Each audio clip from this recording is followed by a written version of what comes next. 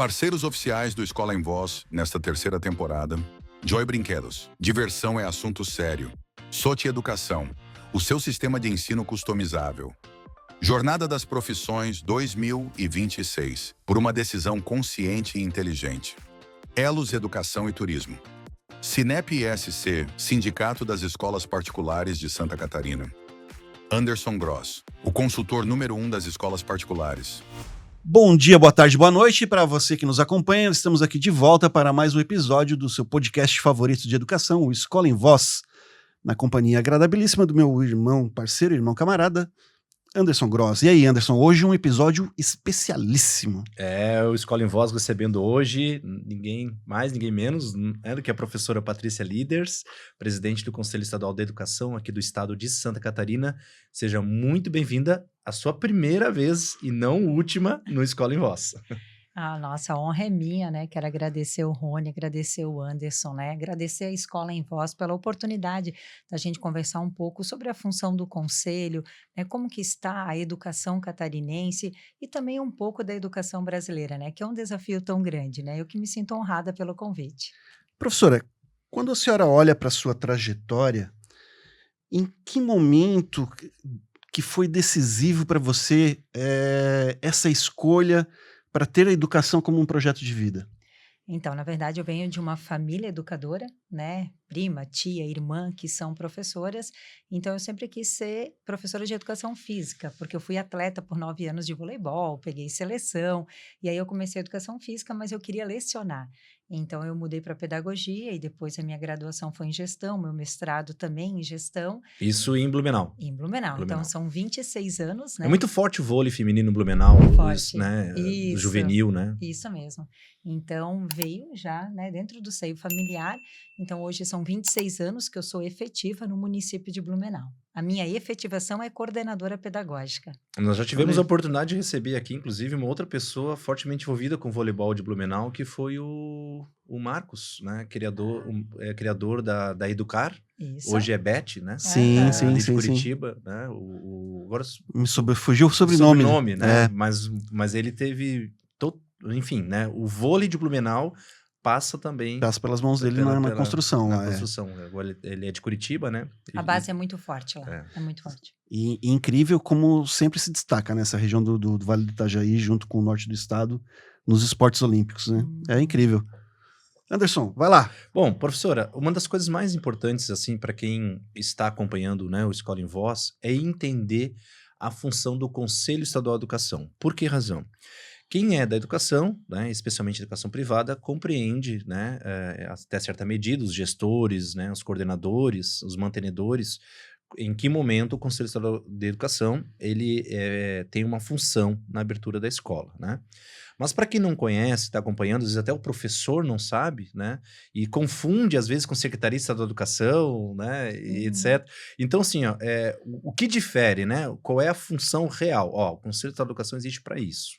Então, o Conselho Estadual de Educação, né, a função primordial dele é consultivo, deliberativo e normativo. O que significa isso?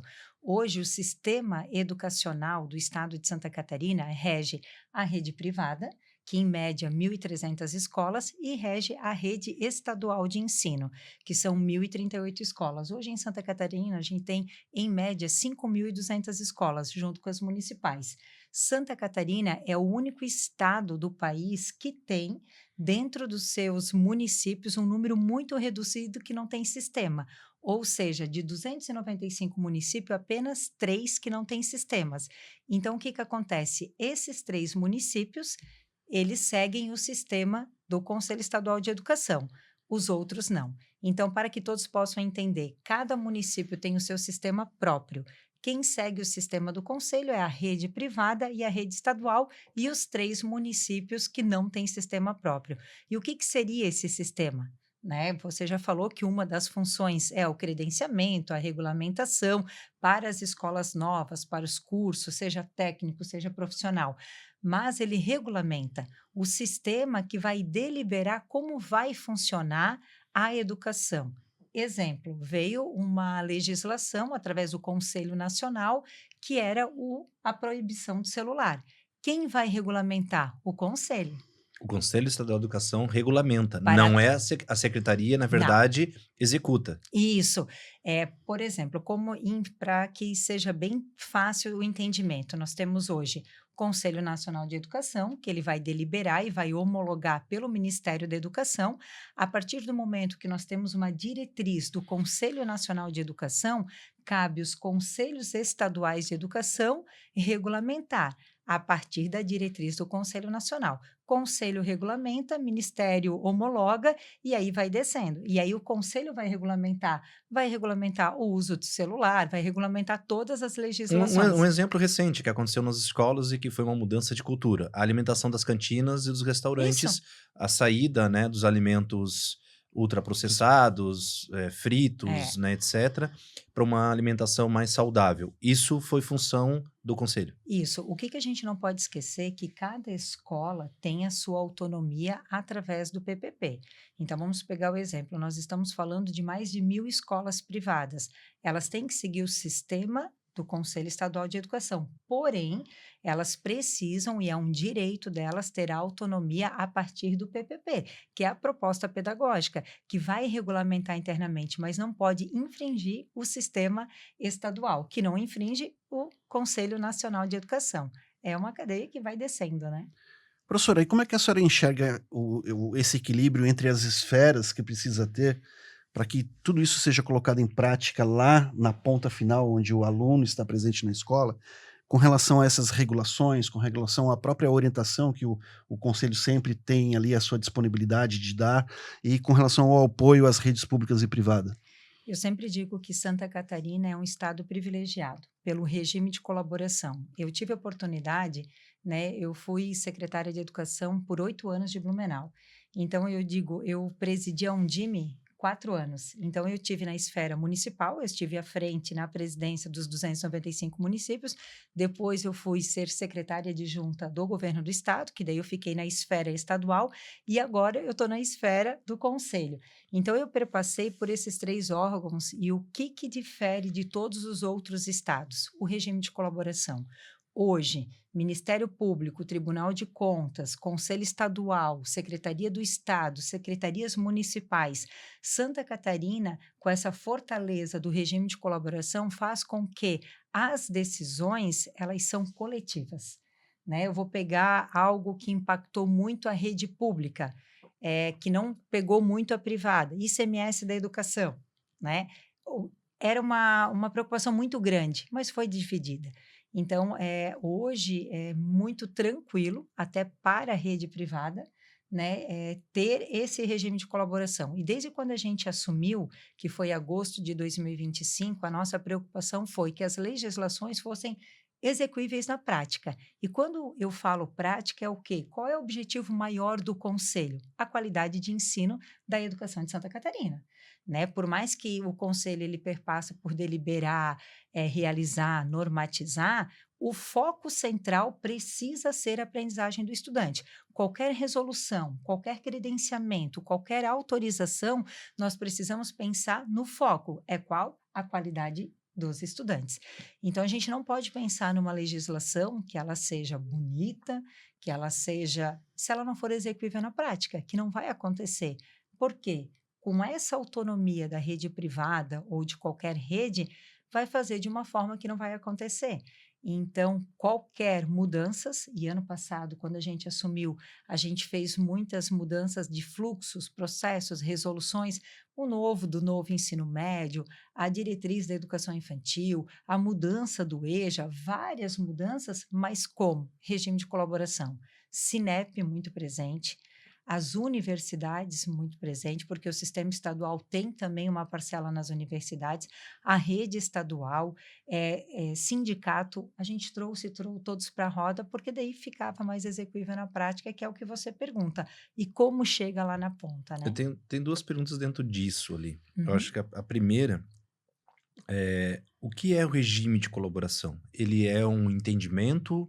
Ele é um esforço assim, que vai se construindo culturalmente, ou tem alguém, assim, olha, existe o regime de colaboração institucionalizado e vamos atrás disso todo mundo. Alguém está capitaneando isso ou simplesmente é cultural? né? Não é cultural do Estado de Santa Catarina, mas em lei, né, ele nasce o regime de colaboração quando tem qualquer situação que precisa ser discutida da educação.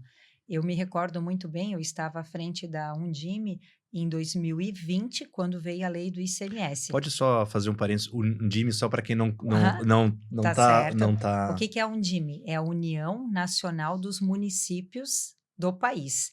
Então, cada estado tem alguém que rege esses 295 municípios, ou seja, todos os secretários de educação são liderados pela Undime de Santa Catarina, na qual, para você ser presidente, você tem que ser secretário de educação. Então, eu fiquei 4 anos diretora e 4 anos presidente da Undime de Santa Catarina, aonde eu liderava todos os municípios. Que era paralelo ao seu tempo de secretário de educação da cidade de Blumenau. Isso, fazia Enquanto você estava aqui enquanto secretária, você também estava aqui como presidente da Undime. Isso. Perfeito. Isso. Então, voltado sempre para a educação ou não? Só educação. Só educação. Só o tema educação. central da Undime é a educação. Só educação. União Nacional dos Municípios da Educação. É só o colegiado dos secretários. São os 295 secretários. Do estado de Santa Catarina estão ali. Isso. Perfeito. Então, o que acontece? Nós temos lei, por exemplo, ICMS, lei pela Assembleia Legislativa, aonde define o regime de colaboração. Nós temos agora Prêmio Lume do Tribunal de Contas, né? Também tem uma resolução que traz o regime de colaboração sempre. Tribunal de Contas, Ministério Público, Secretaria do Estado, Sindicato, Sinep, todos estão no regime de colaboração. E a segunda pergunta é, o Conselho Estadual de Educação, ele é autônomo, independente, é uma autarquia, a Secretaria de Educação está vinculada ao Estado. Isso. Quem define é o governador dentro do seu grupo, né, daquele governo atual, quem é a pessoa, no olhar do governador, que melhor representaria, né, a sua proposta de educação e, nesse momento, né, a secretária é a Sereta, né? Isso mesmo. Ele é um Luciane braço, Sereta, né? ele é um braço da Secretaria de Educação. O Conselho Estadual? O Conselho Estadual de Educação, ele está dentro da Está Secretaria. dentro do governo. No organograma, ele pertence, por mais que ele seja um órgão deliberativo, os cargos ali não são eletivo, o presidente, ele faz parte da Secretaria de Estado da Educação. Então, sempre quando a gente pensar Conselho Estadual de Educação, a gente pensa também vinculado ao governo e à Secretaria de Estado de Educação? Não? Por exemplo, o que é deliberado no Conselho é encaminhado para a Secretaria do Estado da Educação. Tá, perfeito. Só para poder achar esses caminhos e essas fronteiras, né, para que a gente possa poder entender. Então, o Conselho Estadual de Educação, ele tem uma função... como é que eu posso dizer, quase que uma especialização dentro do governo para esses assuntos, porque ele é um especialista, né? Ele delibera, né? As pautas mais, por exemplo, uma pauta que seja algo que precisa ser regulamentado, vai para o conselho. Uma pauta sensível, vai para o conselho, porque lá tem os conselheiros para estar discutindo. E quando uma escola decide, né? Vamos imaginar que vamos abrir a nossa escola agora, certo? Estamos decididos a abrir uma escola, operacionalizar aqui em São José, onde nós estamos, né? A gente faz todos os trâmites e chega o momento que o conselho vai se envolver conosco, né? Que vai nos auxiliar, enfim, e vai definir a abertura ou não dessa escola privada. No caso da escola estadual pública, mesma coisa? Mesma coisa. Como que funciona na prática, né? Você quer abrir uma escola, você vai até a CRE, que é a Coordenadoria Regional do Governo do Estado, e você vai fazer a entrada do processo para abertura. A CRE vai fazer, a primeira visita é realizada pela CRE.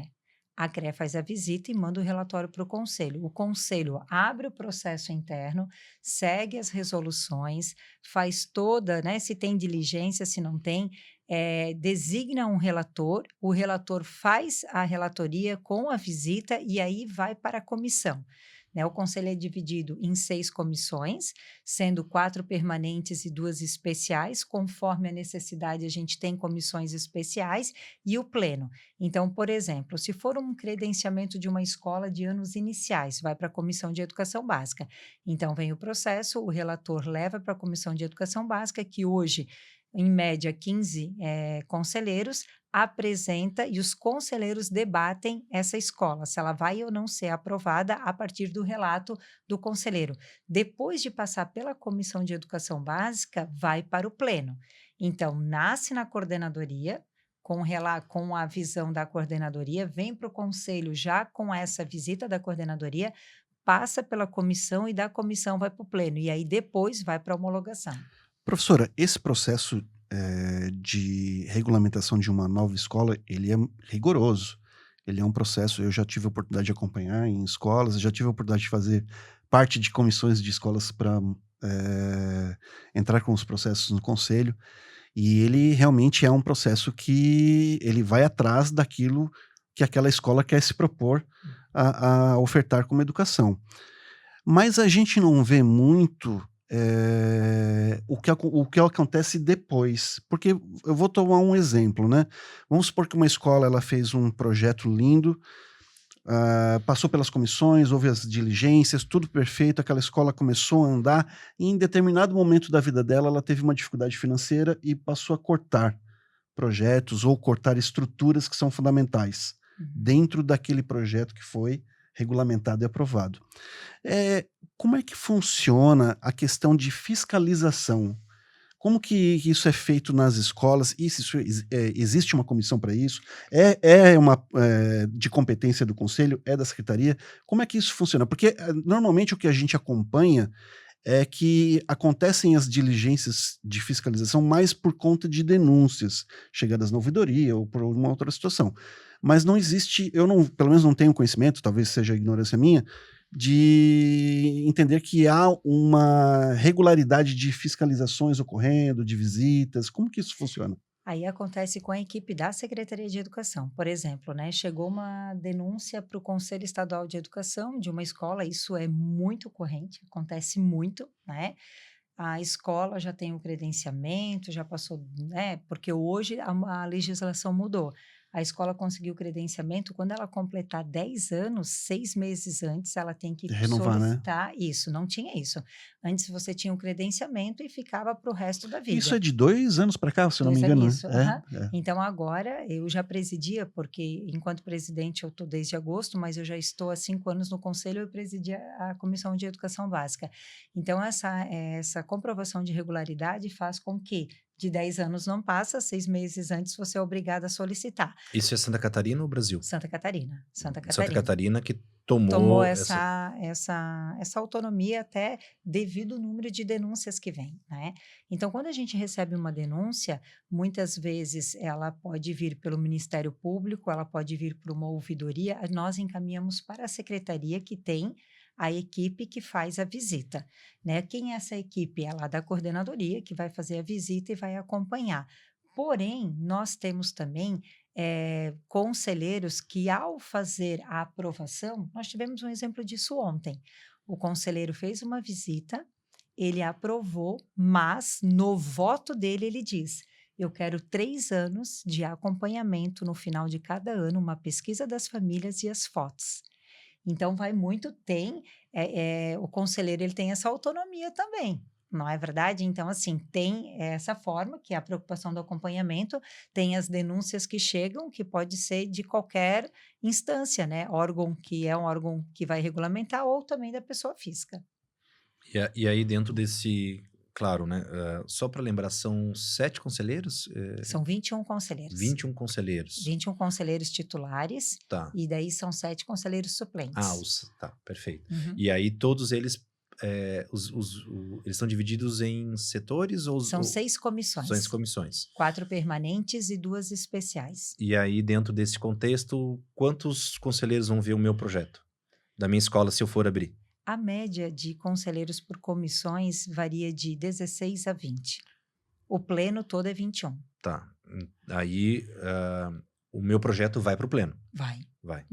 Tem processos, né, que de repente você quer credenciar a sua escola. Então, né, o Anderson deu a entrada, o Renan...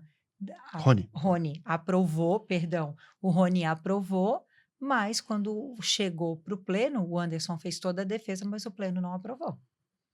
E assim, se a gente pega, né, um projeto do governo do estado, certo?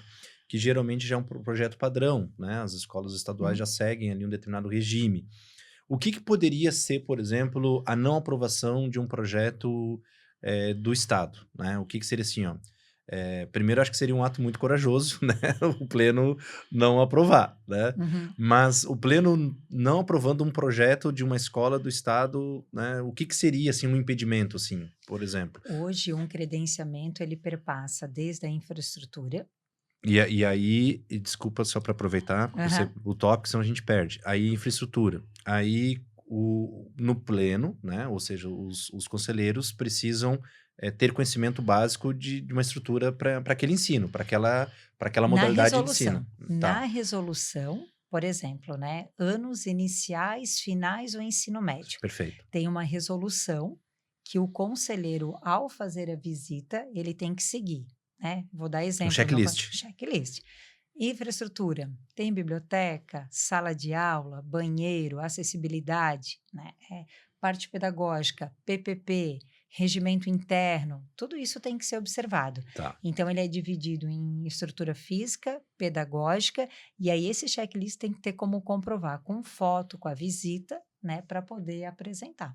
E essa coleta em loco é feito pelo Conselheiro. conselheiro que visita, Isso né? mesmo. Aí ele traz para a comissão, compartilha, né? Isso. Traz a Aham. apresentação, É faz claro, já uma defesa já faz. ou Por até um ex- questionamento. Isso. Olha, gente, isso aqui não sei não, hein?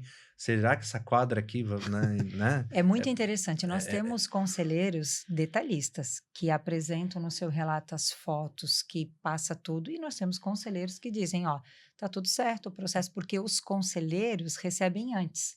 Nós não vamos pegar na comissão e olhar todos os anexos. Os processos são tem processo com mais de 500 páginas, né? Então, claro, porque tem processos que às vezes tem muita diligência, que você recebe e tem diligência no meio do processo. Mas os conselheiros têm acesso pelo SGPE para você ver o processo antes. Né? E assim, é a mesma forma no pleno. Nós temos conselheiros que não expõem as fotos, mas que ele tem se alguém solicitar. Até perfeito. porque esse processo ele pode ser rápido, mas também ele pode ser moroso pelo número de diligências, pelo número de Isso. adaptações, pelo número de, né, adequações que ele vai precisar, porque o conselho também atua nessa parte de orientação, né? Quando nós entramos, era muito interessante, né? Eu disse, gente, vamos limpar o que tem aqui. Temos que limpar o que tem. Aí eu olhei, nossa, mas tem processo, né? Porque antes eu tinha um olhar para a Comissão de Educação Básica, então agora você tem um olhar do todo. Aí você olha, nossa, mas tem processo de 2024, a gente está em 25, passou um ano. Aí você vai abrir o processo. Aí a diligência por não ter acessibilidade, a diligência por não ter a demora que vem da escola e vem e vai, né? E de repente a gente tem escolas, né? Hoje, por que foi criado o selo da escola credenciada? Nós temos escolas que não são formais em Santa Catarina. Ah, o estado de Santa Catarina é referência. Nós temos escolas clandestinas que não têm o credenciamento, que quando o aluno chega no seu 5º ano, que chega no seu 9º ano, que chega no... não tem diploma que vai receber. E o pai olha o quê? A escola é bonita, é colorida, tem parque, mas não tem credenciamento. Mas, E o que mas que tem o pai... escola, sim? Ah, deve ter. Tem, Hã? E a tem. pergunta é, o que que o pai tem que estar atento quando ele vai procurar uma escola para ele saber se aquela escola é A primeira credenciada? coisa, tem o credenciamento do conselho? Precisa ter o número do credenciamento do conselho. Tem o selo da escola credenciada. Nós fizemos uma divulgação muito grande no início do ano, até para moralizar, porque quem está credenciado paga imposto, tem que ter o quadro de professor, que tem que ter no credenciamento. O que acontece? As escolas abrem sem credenciamento, começam com os alunos, e quando a primeira turma está se formando na primeira etapa, não na primeira infância, a segunda etapa do ensino fundamental, e aí vem buscar o credenciamento. E aí não Que consegue. risco. Total.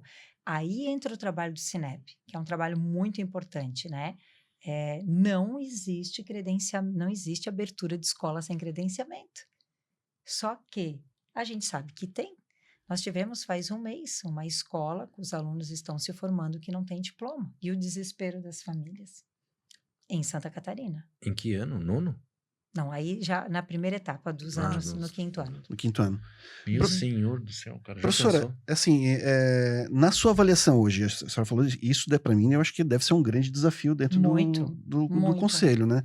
E devem ter outros desafios estruturais, né, da educação em Santa Catarina. Como é que a gente está avançando no combate e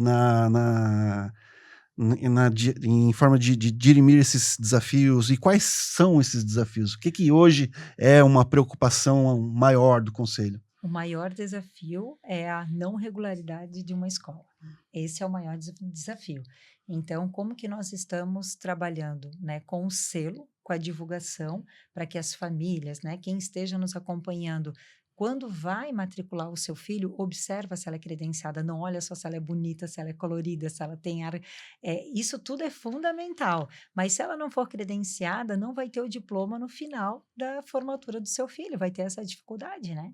Então, assim, hoje o maior desafio do conselho é ter conhecimento das escolas, porque a gente parte da denúncia, não tem como a gente ir batendo e dizendo, você abriu e não tem o credenciamento do conselho, né? E isso, a gente está falando de educação básica, ensino fundamental, ensino médio. A educação infantil fica por conta do município, mas também tem que ter o credenciamento do conselho. E, não, os 3 municípios que não têm sistema fica por nossa conta, Certo. mas os 292 por conta do município. Aí com a educação infantil, né? Educação Aí tem o infantil. conselho municipal, Isso, então que faz a mesma função, só que para educação infantil. tem uma dificuldade muito grande, que daí também vem um desafio para o Conselho Estadual, que a gente vai ter uma formação junto com a UNCM. O que é a UNCM? É os Conselhos Municipais de Educação. Por quê? O Conselho Municipal, ele não pode ser uma extensão da Secretaria Municipal. Quando eu digo que nós pertencemos à Secretaria do Estado, pertencemos, mas a gente é um órgão colegiado que delibera para encaminhar a secretaria. E muitas vezes o Conselho Municipal de Educação, em algumas cidades, ele não tem nenhum espaço físico. São as mesmas pessoas que trabalham no Conselho Municipal, trabalham na secretaria, não tem um telefone, não tem. Então tem que ser um órgão, né? Hoje nossos espaços são separados, porque a gente não pode misturar as funções. Nós pertencemos à secretaria, é um braço da secretaria, ele é sim subordinado à secretaria, mas ele é um colegiado separado. Né? E muitas vezes. E precisa de uma estrutura separada para Claro, poder claro. funcionar, para poder. Até em município pequeno não tem problema ser uma sala. Só que as pessoas, por exemplo, como é que eu vou denunciar uma escola se eu vou denunciar para. Né? As pessoas têm que se sentir confortáveis, né? Dentro desse contexto. Uhum. Tem uma questão que eu confesso para você que até hoje eu não entendi bem. Eu não sei se a gente consegue resgatar isso, mas teve um momento em que a abertura de universidades aqui em Santa Catarina passou pelo Conselho Estadual de Educação. Né? Isso não existe mais, né? Ou existiu. Eu tenho uma confusão tão grande sobre isso, porque quando precisava, nós viemos, né, de uma universidade comunitária, né? Atuamos numa universidade comunitária muito, muito forte aqui do estado, mas às vezes, quando a gente participava de reuniões, eu falava assim, não, mas esse aí foi via Conselho Estadual de Educação. Não, mas esse aqui é via MEC. E aí embaralhava a minha cabeça, eu já não sabia mais como que isso. Você consegue resgatar isso? Tem algum até para esclarecimento mesmo. Né? Nós temos, né, universidades que pertencem ao sistema do governo, do sistema do Conselho Estadual de Educação, e temos hoje 3 pedidos de universidades da CAF para que voltem para o Conselho Estadual de Educação. Né, porque isso depende do Ministério da Educação homologar. Então, como que funciona? Nós temos hoje, vou pegar a FURB, vou pegar a FURB, a UNC, nós temos algumas que pertencem ao nosso sistema e algumas querendo entrar no nosso sistema. Quem decide? Ministério da Educação. E o que vocês fariam daí nesse caso para as universidades? O que é abertura de cursos também? Alguma coisa nesse sentido? Tudo passa pelo conselho. Vou dar um exemplo agora, o último que a gente aprovou, medicina no município de Timbó pela FURB. Perfeito. Né? Então, é um exemplo muito final do ano passado. Acontece a mesma situação, nós temos a Comissão de Ensino Superior, que é uma comissão permanente, ela não é especial, que seja, ela vai continuar, porque precisa, nós temos, né, as universidades. Aí, o que acontece no ensino superior?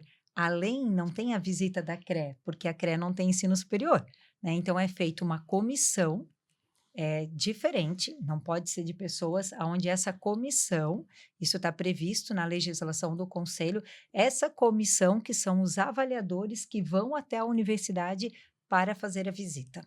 Aí lá faz a visita, Tudo. entende, faz, enfim, Tudo. todo o mesmo processo. Isso, E seguindo aí, as resoluções do ensino superior, que daí é outras exigências, né? sim, O laboratório diferente, tudo conforme as necessidades de cada curso. tá. Então, dentro desse contexto, o Conselho Estadual de Educação pode abrir um curso de medicina para determinada universidade? Sim, se ela estiver no sistema do Conselho Estadual de Educação. Por exemplo, quem não pertence ao sistema, não. Aí o credenciamento é no Ministério. Por isso o desejo de algumas universidades querer voltar para o Conselho Estadual de Educação, porque a morosidade também de O ser trâmite é mais aprovado fácil. é mais fácil pelo Conselho Estadual de Educação. E para poder fazer essa abertura, tem que estar em consonância, claro, com a legislação do MEC e tudo mais, mas Sim. não precisa defender nada no Não, MEC. aí é em âmbito estadual. Tá. Mas sempre lembrando que as nossas legislações partem das diretrizes nacionais, né? A gente tem essa autonomia, porém ela não pode infringir uma diretriz nacional.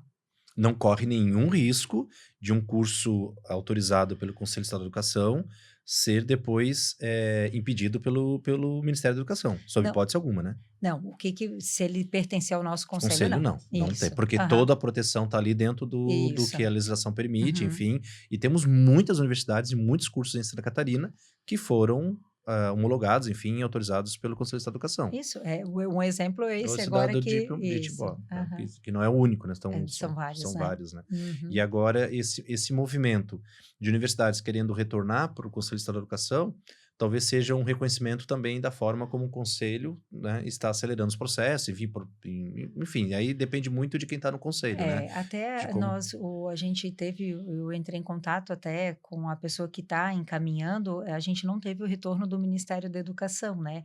Mas recentemente foi reconhecido pelo Ministério, as universidades comunitárias, mas essas que já entraram com o pedido, elas ainda querem continuar com o Sistema Estadual de Educação. E não só as comunitárias, outras instituições podem também fazer essa solicitação? Elas têm que seguir todo o sistema, tem que estar na legislação Tá. que prevê. Tá, perfeito. Independente de ser comunitário ou não. Isso. Professora, nas últimas semanas nós vimos muitas notícias sobre a queda do número de matrículas na educação básica. Nós vivemos num estado que tem mudanças demográficas muito fortes recentemente, principalmente nessa área litorânea, né? Como é que a senhora enxerga e tem analisado isso através do Conselho, esse contexto catarinense diante desse cenário de queda de matrículas? A queda ela foi nacional, né? Sim. Não foi uma queda só do estado. Agora está passando por uma revisão, sempre o número ele se refere a um ano anterior, que eles utilizam o censo escolar, né? Existem vários argumentos, né?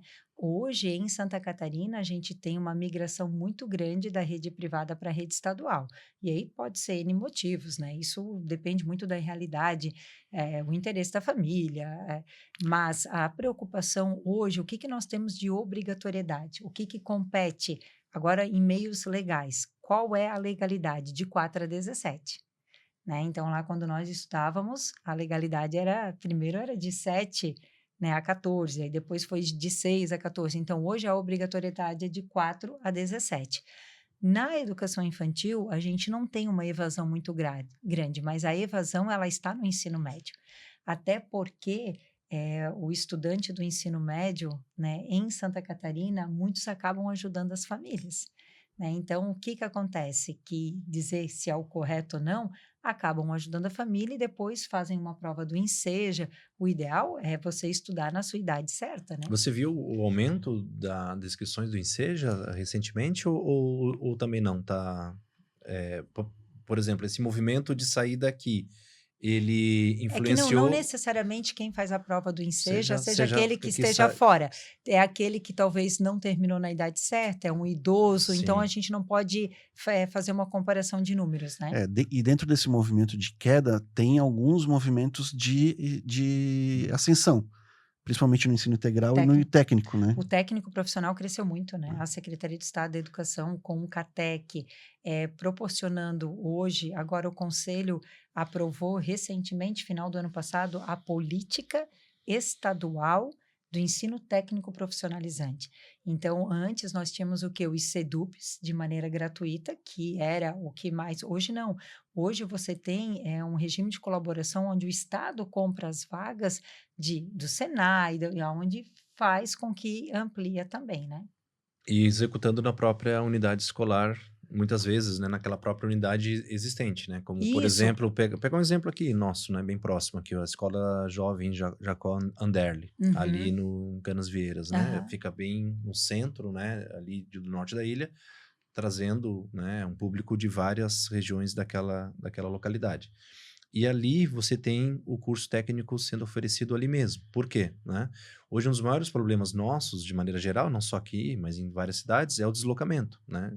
E aí, quando você pega, por exemplo, Joinville, que é a maior cidade do estado, às vezes você tem uma escola lá no sul, na região sul de Joinville, e os institutos técnicos estão na parte norte, onde é a parte mais industrial.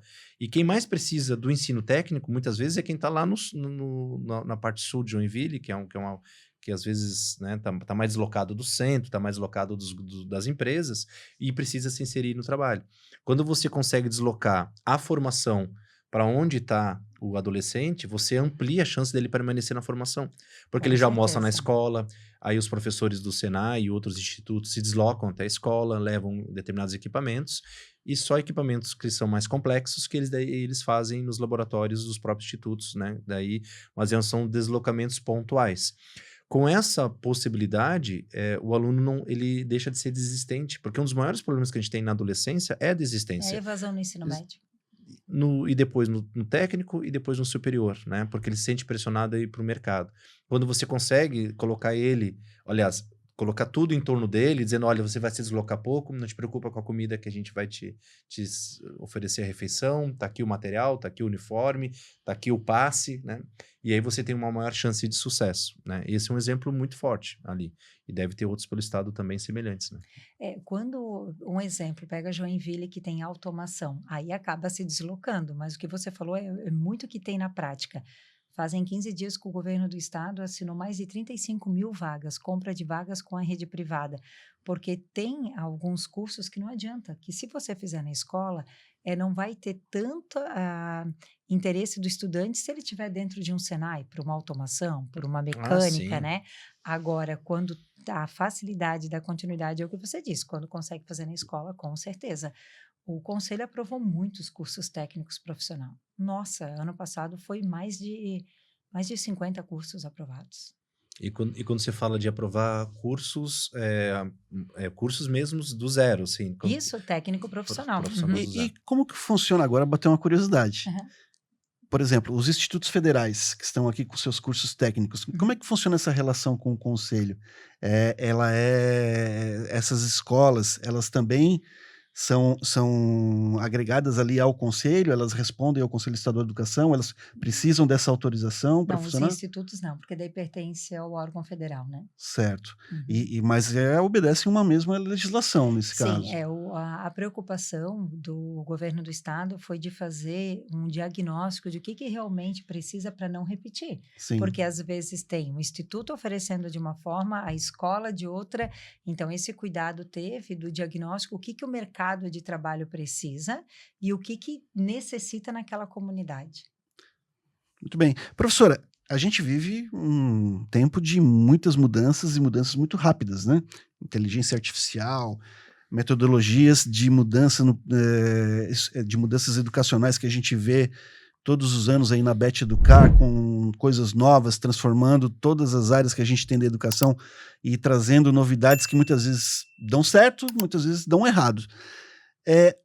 Dentro da plenária do Conselho, existe esse espaço para debate do que nós temos de metodologia e como que nós podemos aprimorar as metodologias educacionais para levar essas escolas de Santa Catarina, no caso? Então, eu já vou aproveitar e fazer um convite, né? Desde que quando nós assumimos a plenária, ela passa a ser ao vivo pelo canal do YouTube. Então, né, todas as segundas-feiras, quando tem reunião plenária e com foco formativo, esse tema ele é fundamental. Então, ele é aberto para que toda a sociedade possa participar, perguntar, questionar. Um exemplo, segunda-feira nós vamos ter reunião, dia 9 de março, né? A temática é o impacto das telas na vida e no desenvolvimento cognitivo dos estudantes. Então, quem vem? Vem a doutora Rose, que é a presidente da Associação Catarinense de Pediatria. Então, a gente abre um bloco, porque hoje está impactando, né? Se você pegar todos os países de primeiro mundo que investiram na tecnologia, eu tive a oportunidade de ir para a Finlândia, de ir para a Espanha, para a Suíça. A gente foi conhecer isso na época quando eu estava no governo do estado e nos municípios. E hoje o que acontece com os países de primeiro mundo? Eles estão voltando, Estão né? retomando. Estão retomando. Então, agora, a ciência, a pediatria já está estudando qual foi o impacto. Então, o Conselho traz. Então, a gente abre, agora, segunda-feira, pelo canal do YouTube do Conselho Estadual de Educação, a gente abre com a doutora Rose quais foram os impactos e qual é o impacto que está deixando no desenvolvimento dos estudantes. Aí depois a gente vai ter a participação do neuro. Isso é fundamental, isso é função do conselho. O conselho ele não pode ser um órgão só que está lá para aprovar e fazer lei. O conselho é sim para colocar na roda o que está em discussão, o que está latente na educação catarinense. Eu volto a dizer, com foco da aprendizagem do estudante. Então, quando você para e vai discutir com todos os conselheiros sobre o impacto, isso é porque quando nós aprovamos a nossa política digital, é para que também a gente possa ouvir o que está acontecendo, porque nós não somos formados, a gente não tem o entendimento da neurociência como um médico tem, né? Você vai estudar, você vai ampliar, mas a gente precisa ter uma humildade e dizer, nossa, vamos chamar quem é especialista no assunto, porque na hora que for para escrever a lei, a gente tem que olhar também para quem estudou a mente lá do estudante, né? E quando vai escrever a lei a partir dessas pesquisas, do acesso a, enfim, né, educação de ponta, quem está ali inserido naquele universo, naquela ciência, a lei já pode ser definida pelo conselho ou precisa ser encaminhada para a LESC? Ou não? A autonomia... Como funciona? Tudo que se refere ao ensino superior é homologado pelo governador. O que se refere à educação básica é homologado pela Secretaria do Estado da Educação. Então, resolução é pela Secretaria de Estado da Educação e o Conselho Estadual de Educação. Decreto o governo do Estado. E aí, quando vocês buscam esses insumos, o objetivo é refinar essas decisões. Isso. Né? Como segunda-feira, por exemplo, né? É para refinar. Buscamos o entendimento de quem tem. Opa, Isso. a gente está deixando isso passar. Isso. Vamos voltar a discutir um pouco mais. E a partir dali pode surgir as novas regulações. Isso mesmo. Nós fizemos muitas mudanças ano passado. Né? A cabeça tem que estar aberta de todo mundo. Claro. E aí é muito interessante, porque imagina, né? São 21 conselheiros de todo o estado. De várias regiões. De todas as regiões. Do ensino superior, da educação básica. Então, é muito interessante, porque quando aí você traz alguém de fora, é para quê? Para ampliar o seu repertório. Né? A Patrícia tem especialidade na primeira infância e na alfabetização, mas ela precisa ampliar o repertório dela na neurociência. Então, quando nós assumimos, a gente começou a trazer essas temáticas, porque essa também é a função do Conselho Estadual de Educação. Ele precisa provocar essa ampliação para que a gente possa sair do conforto, não que seja um conforto, mas quando eu digo que a gente precisa mudar as resoluções, que a gente fez muito ano passado, e o Conselho tinha essa prática, por quê? Porque não dá para estagnar, é assim e vai ficar síndrome da Gabriela, né? Sempre foi assim. E esse conforto que você fala, que não é um conforto, pega o exemplo da Finlândia onde você esteve, né? É onde o ensino médio, né, sempre foi, né, o pioneiro no ensino médio mundial, e eles começaram a repensar toda a sua estrutura a partir do momento que houve uma queda nos desempenhos internacionais e já não são mais os primeiros, né? Uhum. Mas eles nunca se deixaram ficar na zona de conforto. Quando estava bom, eles já estavam repensando e uma leve e pequena queda já fez com que eles repensassem o todo, né? O compromisso mesmo com a entrega, com o objetivo final, como você diz, né? O aprendizado do estudante. Isso, né? Eu sempre digo, Anderson, que o equilíbrio é tudo. Seja na nossa vida profissional, seja na nossa vida pessoal. Eu iniciei como professora de bebês, né? Então, depois eu fui ser alfabetizadora, coordenadora pedagógica, diretora de escola, secretária de educação, e assim, qualquer etapa, qualquer área que eu trabalhei, o equilíbrio é tudo. E nada você consegue atingir se você não tiver afeto e relação. Então, por mais que seja fundamental a tecnologia, ela nunca vai substituir o ser humano, né? Então, ela não vai substituir. isso já é comprovado, não é a Patrícia falando, a neurociência, as literaturas trazem para nós, né? A relação, o afeto, a aprendizagem é muito mais rápida e de qualidade e faz sentido para o estudante, diferente de quando é alguém falando de uma forma robótica, né?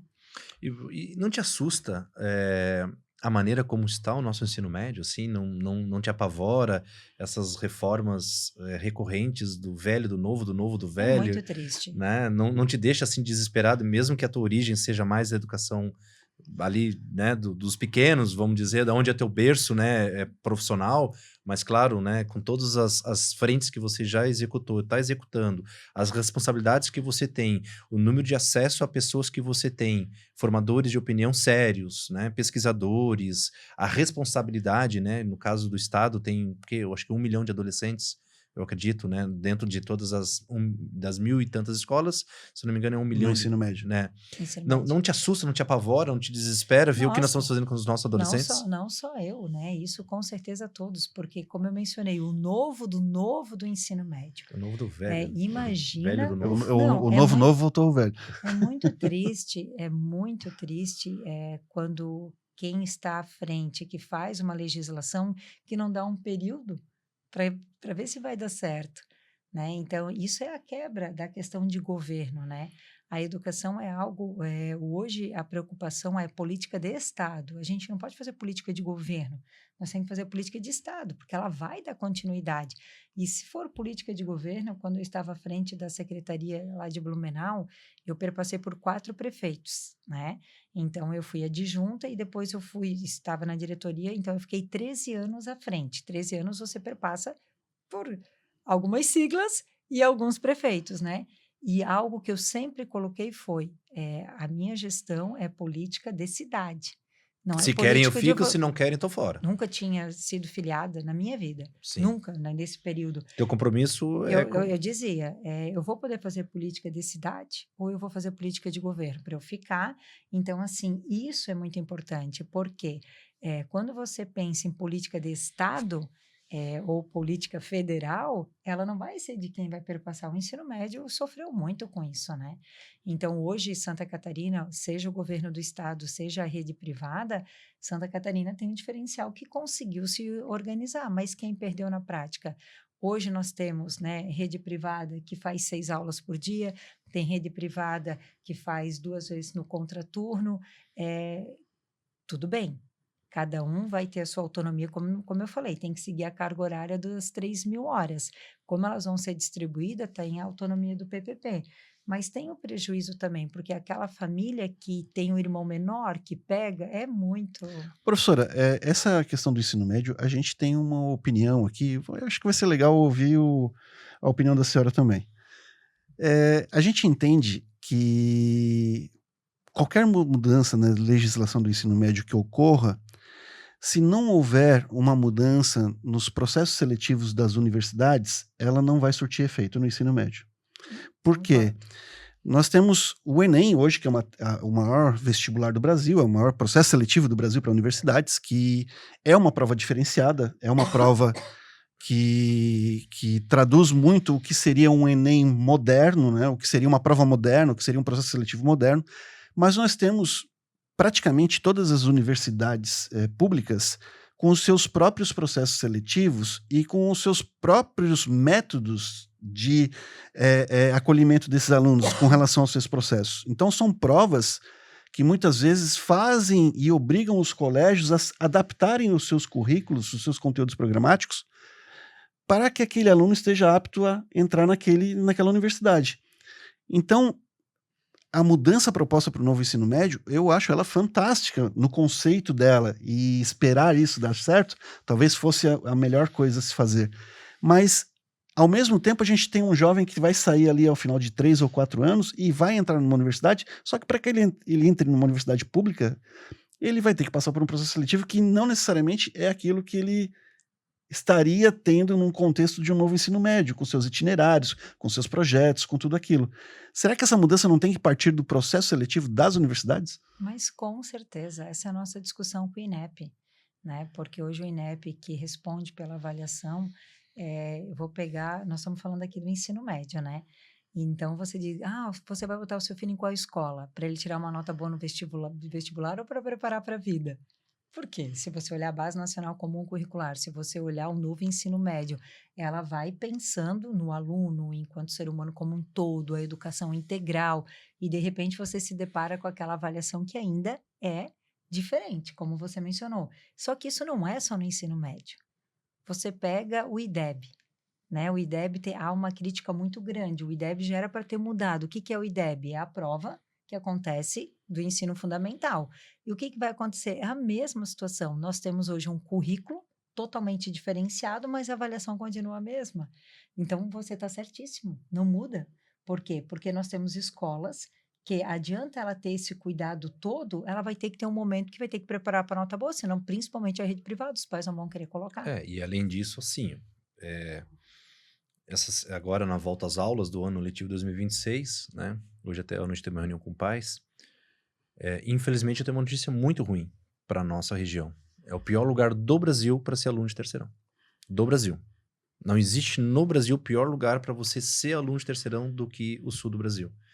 Enquanto que Norte e Nordeste aderiu o Enem como praticamente prova dominante e quase praticamente exclusiva para acesso, Minas Gerais, imagina, Minas Gerais tem 15 faculdades federais de medicina. 15 diferentes, não são todas do UFMG.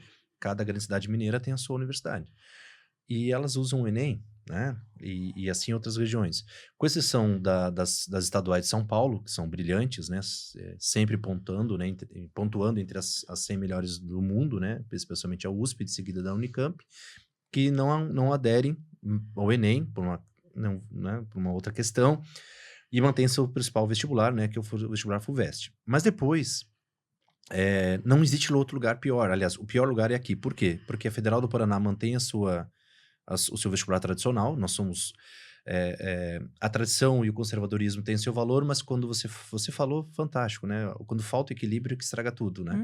Aí nós temos um problema. Ser conservador demais e ser extremamente, né, tradicional, você deixa de inovar, certo? Então nós temos a Federal do Paraná com seu vestibular tradicional e todas as estaduais do Paraná com todos os seus vestibulares independentes. Imagine, nem no Paraná, que tem excelentes universidades, a UEL, a UEM, a UEPG, a UniOeste, fazem um vestibular integrado, porque o vestibular se tornou um comércio, ferrando, desculpem o termo, as famílias e o estudante no pior ano financeiro da história da educação básica, onde ele já gasta horrores. Aí tu imagina. Aí vamos por Santa Catarina. É um dos piores lugares, acho que do mundo, para fazer vestibular. O maior vestibular de um dia inteiro do país é nosso, da UDESC. A prova começa às 9 da manhã e termina às 7h30 da noite. Isso não existe, isso é totalmente... não combina nem com neurociência, não com pedagogia, não combina com nada de educação. O maior vestibular de cursos de medicina integrados do país é nosso também, que é o vestibular ACAF. Um dos piores vestibulares do país é nosso também, que é a prova somatória da UFSC, né? Com a considerada pior prova de matemática, deu uma aliviada agora. No último ano. E aí nós vamos para o Rio Grande do Sul, vai ter a da URGS, etc. Reunindo, né? O nosso estudante, especialmente o catarinense, que está no meio do Paraná e do Rio Grande do Sul, né? Que ele é um estudante, digamos assim, cosmopolitano, né? Sim. O aluno catarinense, ele transita. Ele vai testar o conhecimento em diversas provas. Então hoje ele faz para te ter e não uma consegue ideia... se especializar em uma, né? Porque todas elas são diferentes, né? Você tem somatório, você tem objetiva limpa, você tem método TRI. Então, o nosso estudante de ensino médio do sul do Brasil, ele passa por um desafio que tá num cenário muito pior do que os seus colegas de faixa etária de outras regiões do país. Então, ao invés de a gente, na verdade, né, cultivar a ideia de que você está terminando um ciclo e que o próximo ciclo está fantasticamente te esperando, a gente torna o terceirão, na verdade, um dos piores momentos da vida do adolescente, né? Com uma sobrecarga absurda. Se você pega o número de provas de outubro a dezembro, que são executadas apenas no sul do Brasil, tá? É um negócio desumano, é totalmente... não existe paralelo mundial, né? Porque as provas... né, americana, por exemplo, o ACT, ele é feito durante 7 edições ao ano, tem 7 chances para você ir superando e bem distribuídas. Não, aqui a gente coloca tudo uma atrás da outra, finais de semana intermináveis, formatura no meio dessa história toda. Teve uma turma de terceirão de Jaraguá, para te ter uma ideia, que a formatura deles foi no sábado, né? e eles tiveram que sair da formatura praticamente com a roupa de gala para chegar a tempo em Joinville e fazer a prova da UDESC, que os portões fechavam às 8h30 da manhã. Então, assim, o nosso ensino médio está perdido. Né? A nossa ideia de ensino médio, de jovem adolescente, não podemos esquecer, né? Ele é um estudante dentro dessa faixa etária ali dos 14, 17, mas dos 14, 17 ele é um adolescente, né? Quando você fala do projeto de vida, né? A escola prepara para a vida ou prepara o vestibular? Eu acho que nenhum nem outro. Porque ela não consegue nenhum dos dois. Né? Não consegue pelo volume de atividades que aquela escola tipo, tem que cumprir para que ele possa fazer uma prova. E dá uma dó, sabe? Dá uma dó. Quando você vê eles, visita eles, conversa, escuta, eles não têm tempo para diálogo, não tem conversa, não tem amizade. Por isso que eu digo da importância do equilíbrio, né? Eu tenho uma esperança, eu digo assim, a gente que está na educação, a gente tem que acreditar, né? Eu olho, tem muita coisa boa, não dá para a gente generalizar, né? Que Sim. só tem muita coisa boa. Fantástico. E a gente precisa pegar essas experiências positivas, e seja da rede estadual, da rede privada, fazer com que essas experiências que já deram certo, fazer com que a gente possa ampliar cada vez mais, né? Agora, que é desafiador para todos, né? E estratégia simples, né? Muito simples. Um exemplo, estratégia simples. Pega todas as estaduais do Paraná, são 7 com medicina, se eu não me engano, 6 ou 7, e faz um vestibular unificado. Né? O aluno não precisa nem ficar correndo para todos os locais onde tem, correr o Paraná inteiro para fazer, enfim, né? Lutar por uma vaga em medicina. Pega as federais, então, pelo menos Paraná, Santa Catarina do Sul, fazem um acordo operacional, certo? Olha, vamos fazer o vestibular integrado no mesmo final de semana. Se fizer em Porto Alegre, vale para as 3. Se fizer em Curitiba, vale para as 3. Ele fica rodando, tentando passar em vários, né? É cruel, né? E uma prova que possa condizer com que você tem ali alinhado a BNCC para o ensino médio, né? Que muitas vezes ainda tem que ter uma complementação nas escolas, um direcionamento para o conteúdo programático que a escola solicita para a realização daquela prova, né? Que é algo, às vezes, que deixa as escolas atrapalhadas com seus calendários. Para dar conta, né? Para dar conta desse contexto, né? Professora, uma curiosidade. Eu só tenho cuidando do horário, que a professora tem um compromisso. Logo, nós temos 5 minutos para poder... Então, a minha curiosidade é uma pergunta... Final? Tá. Quantas mulheres no conselho hoje? No conselho? Olha, de servidor nós somos em 22 e tem 15. 15 mulheres. 15 mulheres. De conselheiro eu teria que contar agora. Dani, me ajuda. Vai lembrar conselheiro. Mas conselheiro... Não, aí conselheiro acho que é meio a meio. Tá bem distribuído. Bem distribuído. A gente está no mês da mulher, né? A senhora ocupando uma posição de liderança institucional na educação catarinense. Que mensagem que a senhora pode deixar para jovens educadores, gestores, mulheres da educação que desejam contribuir com políticas públicas, com projetos educacionais, com o seu amor à educação? Porque a gente parte do princípio que nós, educadores, nós temos uma cachaça correndo nas nossas veias, que é a educação, o amor à educação. E nada nos dá mais prazer do que ver um aluno satisfeito, sorrindo, aprendendo dentro de uma escola. Que mensagem você deixaria para as mulheres educadoras do nosso estado?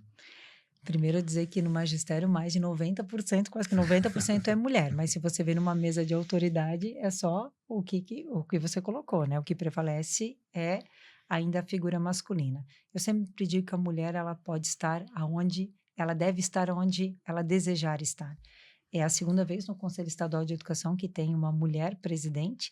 A gente teve, há 25 anos atrás, uma presidente que ficou um período muito curto. Eu sempre digo que nós precisamos, que muitas vezes o preconceito está na própria mulher. Ela tem que acreditar. Né? A mulher, ela é capaz, por mais que a gente ainda tenha essa desigualdade em âmbito federal, que é muito forte, desde salário, desde...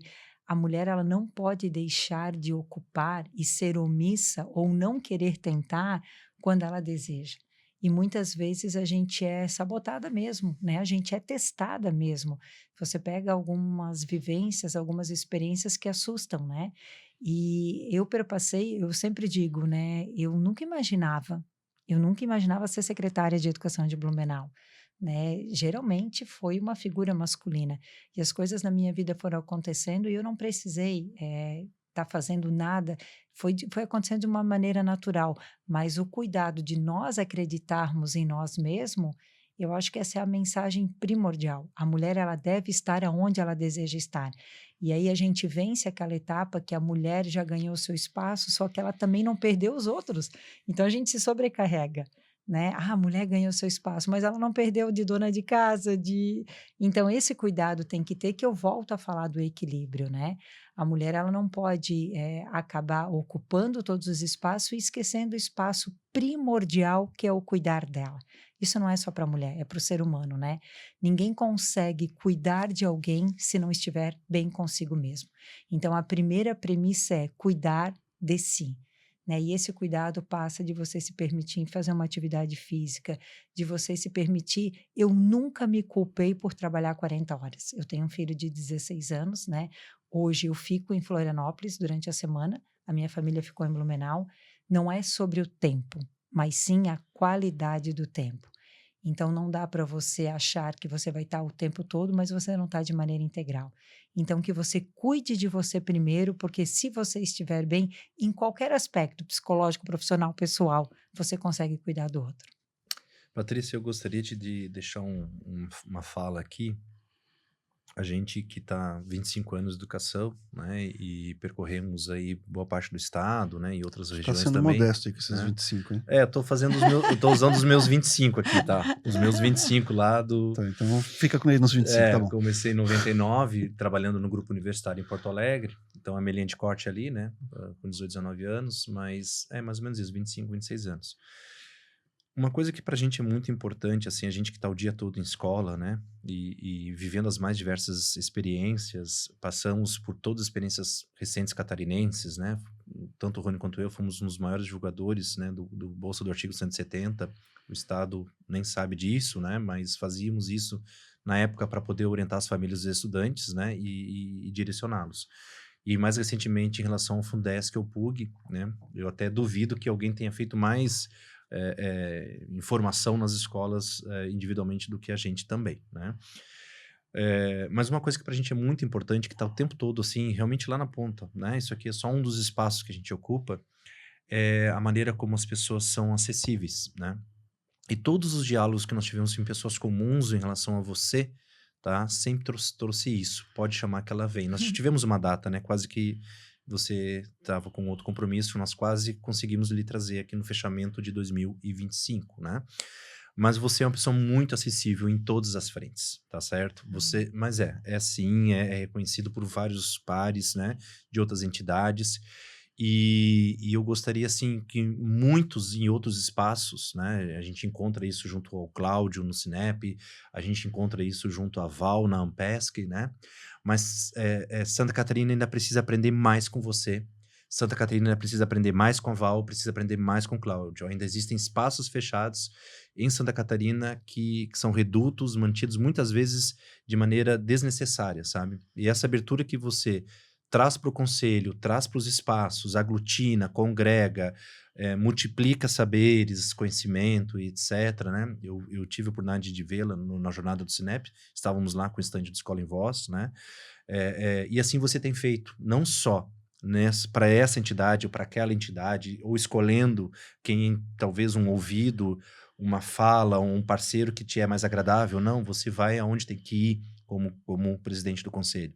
E às vezes talvez enfrentando espaços que não são talvez tão amigáveis no sentido assim da cobrança, né, de enfrentamentos positivos do próprio sistema, né, que tem que às vezes você tem que defender ou ouvir, né, uma queixa, né, um desagrado, mas essa coragem de estar lá, estar nos espaços, estar pegando os teus parceiros ou os teus colegas pela mão, de prestigiar as outras entidades, sabe? De ouvir o professor, de estar lá, isso é algo que, para nós, tá?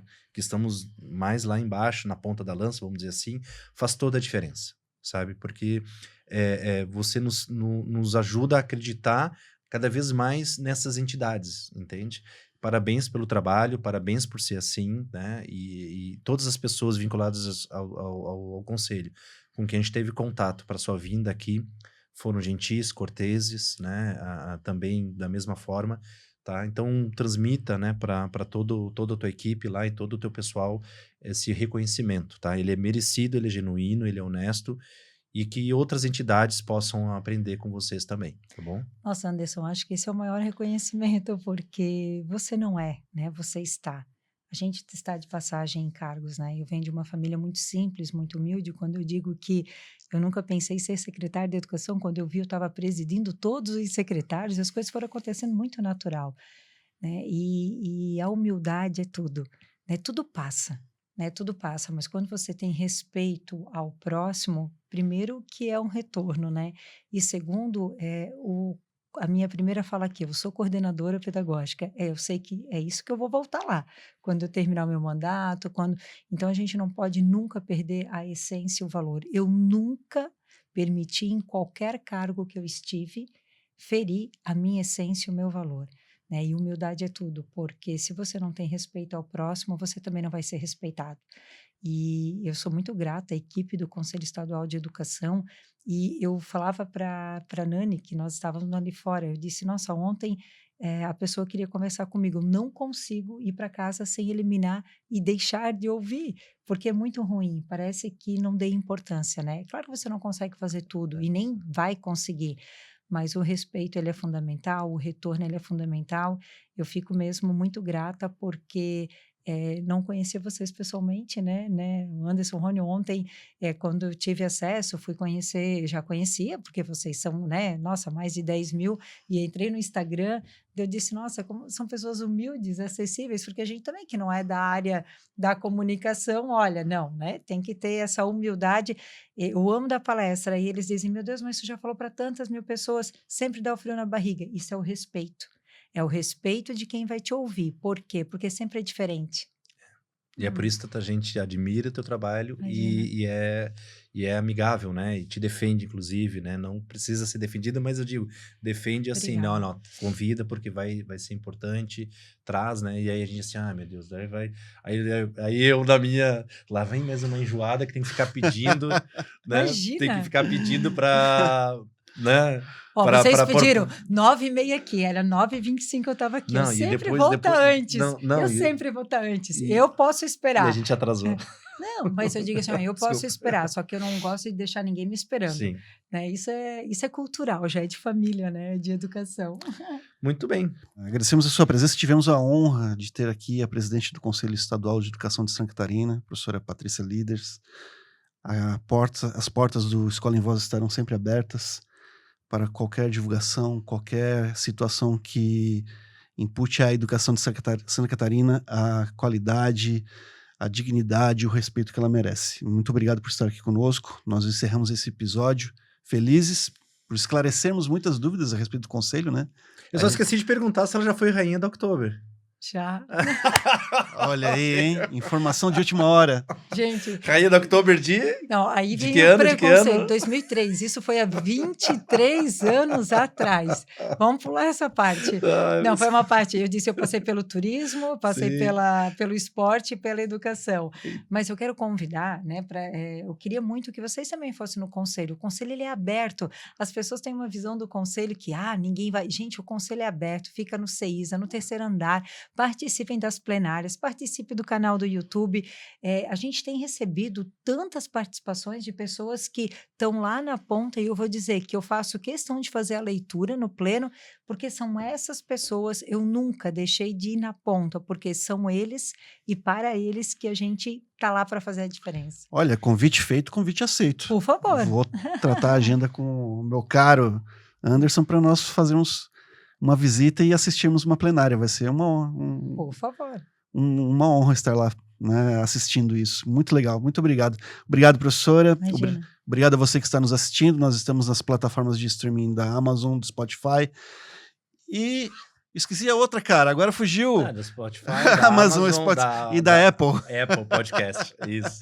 Nos streamings da Amazon, Spotify, Apple. No YouTube, nós estamos com o nosso canal, chegando aí já passando os 13 mil hoje, eu acho. Não, né? agora com a rainha da Oktober, nós temos que chegar a 15 mil. E pedimos para você, inscreva-se no nosso canal, deixe o seu like, ative as notificações, mas principalmente bota um comentário lá, do que você achou do episódio, sugerindo novos temas, novos convidados, para que nós possamos trazer sempre assuntos relevantes à educação de Santa Catarina, do sul do Brasil e do nosso país, para você que sempre nos prestigiou. Muito obrigado e até lá.